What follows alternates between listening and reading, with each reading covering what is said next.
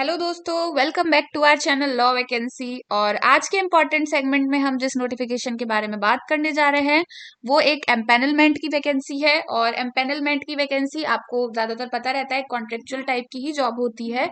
और जो ये एम्पेनलमेंट की वैकेंसी है ये ईपीएफ में, like empanelment of advocates for high court और एनसीएलटी और ईपीएफ, जो भी जितनी भी आपके जहाँ पे जो लीगल इंस्टीट्यूशंस होते हैं यहाँ पे, या फिर जहाँ पे भी आपका लीगल एडवाइजर्स की या फिर एडवोकेट्स की जरूरत होती है, वहां पर आपकी ये एम्पेनलमेंट की वैकेंसीज निकली हुई हैं। तो आज की वीडियो में, लाइक देखिए, आप देख सकते हैं employees provident fund organisation zonal office ने ये वैकेंसीज निकाली हैं। और इन्होंने, मतलब शॉर्ट में बोलूँ तो ईपीएफओ ने ये वैकेंसीज निकाली हैं। तो आज की वीडियो में हम इसी से रिलेटेड सारी बातों को डिटेल से जानेंगे। लेकिन उससे पहले मैं एक छोटा सा रिमाइंडर ये दे दूं कि अगर आप हमारे चैनल पर नए हैं और साथ ही में एक लॉ स्टूडेंट हैं, एक एडवोकेट हैं, जुडिशरी एस्पिरेंट हैं, लॉ या फिर all over India legal field से किसी भी तरीके से रिलेटेड हैं, तो इंडिया में लीगल फील्ड से रिलेटेड जितनी भी वैकेंसीज आती हैं, चाहे वो स्टेट लेवल की हो या फिर सेंट्रल लेवल की हो, उन सबका अपडेट हमारे चैनल पर डेली बेसिस पर दिया जाता है। इसीलिए आप हमारे चैनल को सब्सक्राइब कर लें एंड बेल आइकन को प्रेस कर दें, ताकि डेली बेसिस पर जो भी नोटिफिकेशंस आ रहे हैं वो आपसे मिस ना हो। तो आइए देखते हैं कि वैकेंसीज कौन कौन सी पोस्ट पर वैकेंसीज निकाली गई हैं। Application for empanelment of advocates for high court, NCLT, TNSCRDC Tamil Nadu, और आपका डिस्ट्रिक्ट कंज्यूमर फोरम में और लोअर कोर्ट्स में, डिस्ट्रिक्ट कोर्ट्स में आपकी वैकेंसीज निकाली गई हैं। तो आपकी जो वैकेंसीज हैं ये वेरियस कोर्ट्स में निकाली गई हैं। ईपीएफ के जितने भी वेरियस कोर्ट्स हैं उनमें ये वैकेंसीज आपकी रहने वाली हैं। अब हम जानते हैं कि आपका इसमें एलिजिबिलिटी क्राइटेरिया क्या होना चाहिए।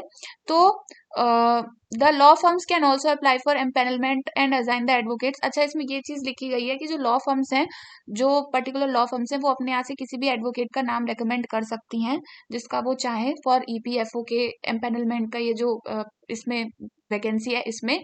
और वैसे आप एक एडवोकेट होने चाहिए, आपके पास बैचलर डिग्री होनी चाहिए लॉ की। अब बैचलर डिग्री लॉ की आपकी बीए एलएलबी की भी हो सकती है या एलएलबी की भी हो सकती है, दोनों चलेगी, बैचलर डिग्री होनी चाहिए।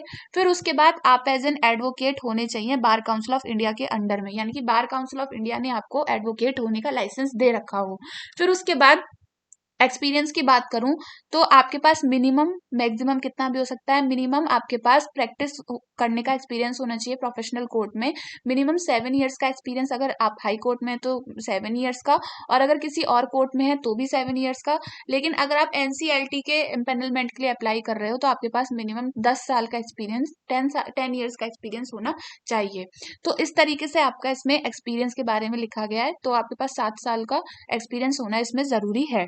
फिर रेलिवेंट एक्सपीरियंस आपका सिविल केसेस में, क्रिमिनल केसेस में, लेबर आर्बिट्रेशन वगैरह के केसेस को डील करने में होना चाहिए। और आपको लेबर लॉस की अच्छे से नॉलेज होनी चाहिए with special reference to employees provident funds. जो भी आपके जितने भी लॉज हैं, मिसलेनियस प्रोविजंस, इन सब की आपको नॉलेज बहुत अच्छे से होनी चाहिए।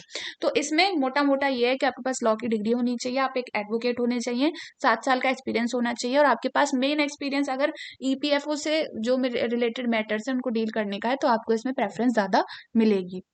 फिर उसके बाद इसमें आपका जो टेन्योर रहेगा वो 1/4/2025 से लेकर 31/3/2028 तक रहेगा, यानी कि 1 अप्रैल 2025 से लेकर 31 मार्च 2028, 3 साल का इसमें आपका एम्पेनलमेंट रहने वाला है। उसके बाद आपका इसमें जो भी आपकी फी होगी या फिर आपको जो भी फीस दी जाएगी वो इनके अकॉर्डिंग, ये जो डिसाइड करेंगे वही उसके अकॉर्डिंग फीस दी जाएगी। इसमें इन्होंने सैलरी आपकी प्रोवाइड नहीं कर रखी है।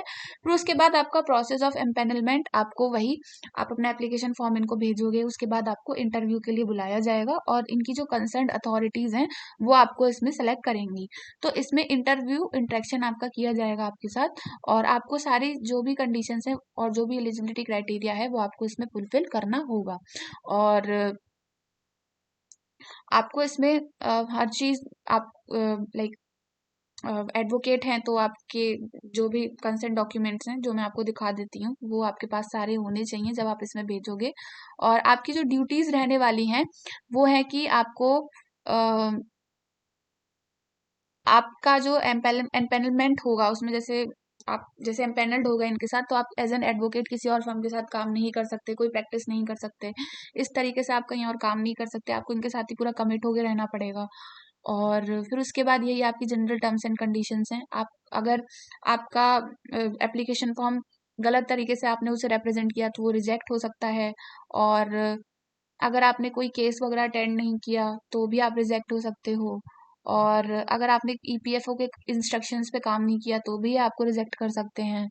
आप कहीं और काम कर रहे हो एज एन एडवोकेट तो भी आपको रिजेक्ट कर सकते हैं। तो इस तरीके से जनरल टर्म्स एंड कंडीशंस है, मैं इनको स्पेसिफिकली डिस्कस नहीं कर रही हूँ। जब आप पीडीएफ को ध्यान से देखेगा तब पढ़ लीजिएगा। अब हम आते हैं इंपॉर्टेंट डॉक्यूमेंट्स पे। आपके पास कॉपी ऑफ लॉ डिग्री और अदर क्वालिफिकेशंस की कॉपी होनी चाहिए, कॉपी ऑफ रजिस्ट्रेशन सर्टिफिकेट, वही आपका बार काउंसिल का सर्टिफिकेट होना चाहिए एडवोकेट का। फिर आपके पास आइडेंटिटी कार्ड होना चाहिए बार काउंसिल का, और उसकी आईडी प्रूफ का, लाइक आपके पास आईडी प्रूफ का कोई कॉपी, मतलब कॉपी होना चाहिए, कोई भी आईडी प्रूफ हो आपकी। आपके 10 जजमेंट्स जो आपने एज अ प्लीडर आप हुए हो कहीं पे अपीयर, तो वो 10 जजमेंट्स आपके पास होने चाहिए। और आपके एम्पेनलमेंट का लेटर इशूड बाय अथॉरिटीज होना चाहिए। फिर आपका brief of profile experience, background, education वगैरह का ब्रीफ होना चाहिए।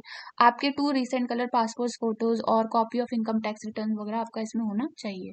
तो इस तरीके से आपकी ये सारे इंपॉर्टेंट डॉक्यूमेंट्स हैं। अब आपको इसमें अप्लाई कैसे करना है, इसमें अप्लाई करने का कुछ भी पैटर्न हार्ड नहीं है। आपको इसमें डायरेक्ट ऑफलाइन बेसिस पर आपको इसमें अप्लाई करना है, ऑनलाइन बेसिस पर नहीं करना।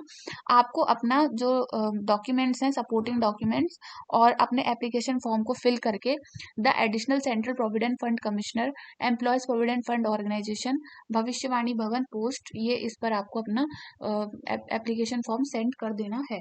और अगर आप चाहो तो अपना एप्लीकेशन फॉर्म की जो स्कैन्ड कॉपी है वो acc.cbe@epfindia.government.in पर सेंड कर सकते हैं। उसके बाद इस वैकेंसी में अप्लाई करने की जो लास्ट डेट रहने वाली है वो 14 मार्च 2025 शाम 5 बजे तक लास्ट डेट आपकी रहने वाली है। तो यही थी कुछ इंपॉर्टेंट इन्फॉर्मेशन इस नोटिफिकेशन से रिलेटेड, और बहुत ज़्यादा तो इसमें नोटिफिकेशन में बताने का नहीं था। और जो भी जनरल टर्म्स एंड कंडीशंस हैं वो आप खुद देख लीजिएगा, मैं उसको एक्सप्लेन नहीं कर रही। और अगर आप इस पीडीएफ को देखना चाहते हैं तो ये हमारे टेलीग्राम चैनल पर मिल जाएगा। इस रिलेटेड क्वेरी है, आप क्वेरी भी वहाँ पूछ सकते हैं, और हमारे टेलीग्राम चैनल का लिंक आपको वीडियो के डिस्क्रिप्शन बॉक्स में दे दिया जाएगा। And all over India legal field से रिलेटेड जितनी भी वैकेंसीज होती हैं, चाहे वो किसी लॉ स्टूडेंट के इंटर्नशिप से रिलेटेड वैकेंसी हो, किसी एडवोकेट के एम्पेनलमेंट की वैकेंसी हो, जुडिशरी की वैकेंसी हो, किसी पीएसयू की वैकेंसी हो, या कंसल्टेंट वगैरह की जॉब हो, तो उन सब की जानकारी हमारे चैनल पर डेली बेसिस पर दी जाती है। इसीलिए आप हमारे चैनल को सब्सक्राइब कर लें एंड बेल आइकन को प्रेस कर दें, ताकि डेली बेसिस पर जो भी नोटिफिकेशन आ रहा है वो आपसे मिस ना हो। तो मिलते हैं नेक्स्ट वीडियो में नेक्स्ट नोटिफिकेशन के साथ। Thank you for watching.